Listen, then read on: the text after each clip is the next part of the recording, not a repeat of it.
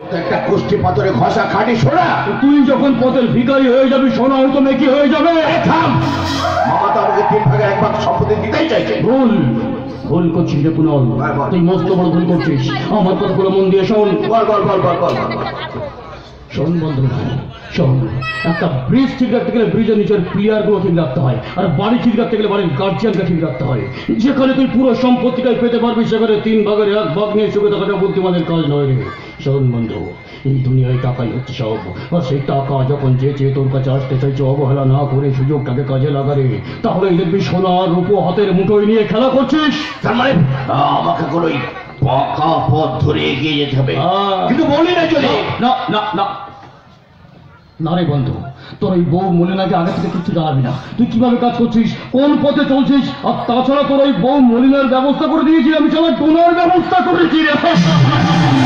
এই শোন না, শোন, তোদের অফিসে রিসেপশনিস্টকে চাকরি কর না, এখন তুই ওই ডোনার সঙ্গে বেশি বেশি করে মেলামেশা কর, তাহলেই দেখবি তোর বউ তোর সব।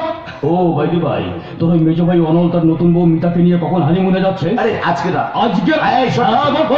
বল।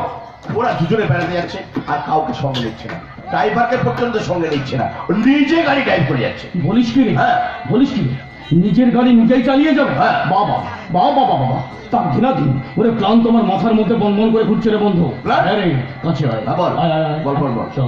শোন,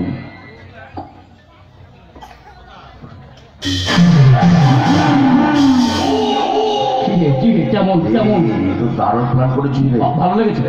সত্যি ভালো লেগেছে? দারুণ লেগেছে। তাহলে তো 50,000 না না, পুরো 50 50,000 আমি কাজ করবো না, আগে নগদ ক্যাশ। আর সব 2,000 টাকা নোট দিবে, গোনায় খুব সমস্যা হয়, বুঝলি? দেখ কিন্তু দেখিস, খুব সাবধান, কেউ যেন জানতে না পারে, তাহলে আমি তো কিছু পাবো না, উল্টে পথের ভিখারি হয়ে যাব। যা করবি বুঝে শুনে করবি, কেমন? যা রে কুণাল, যা, কেউ জানতে পারবে না রে বন্ধু, কেউ না। আমার নাম সরল দত্ত, যেখানে পা দেবো জায়গাটা করে দেবো গর্ত।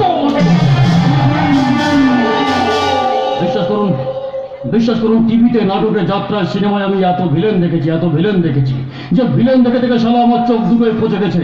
ভেবেছিলাম এবার থেকে আমি হিরো হয়ে ঘুরে বেড়াবো, কিন্তু হিরো হতে গেলে তো ভালো কথা বলতে হবে, সহজ সরলভাবে থাকতে হবে, সৎভাবে জীবন যাপন করতে হবে। কিন্তু আজকাল যা যুগ পড়েছে, আপনার সহজ সরল থেকে সবাই আপনার দুর্বলতা ভাববে, আর দুর্বলতা হচ্ছে কাপুরুষের লক্ষণ। কিন্তু আমি তো কাপুরুষ নই, আমি পুরুষ হতে চাই।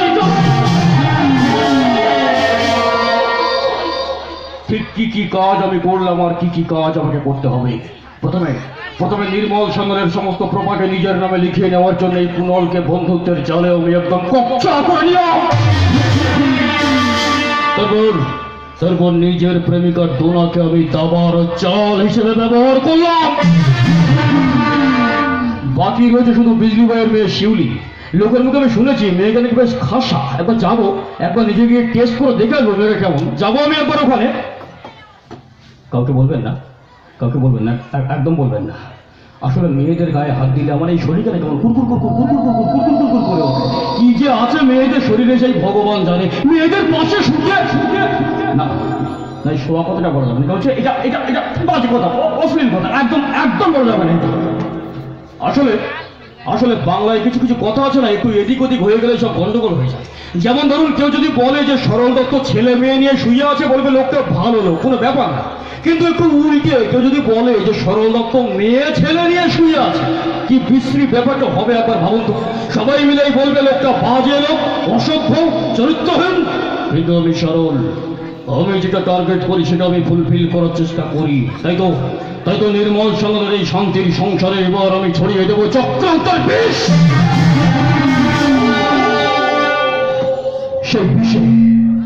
সেই বিষে তোরা সবাই নীল হয়ে যাবে রে Kunal.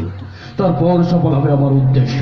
The earth is round, পৃথিবীটা হলো গোল। আর এই গোল পৃথিবীতে সবকিছু গোলমাল করতে পারে একমাত্র টাকা। টাকা জ্ঞান, টাকা চিন্তা মনি, টাকা বিনা আমি যেন মনি হারা ফেলি।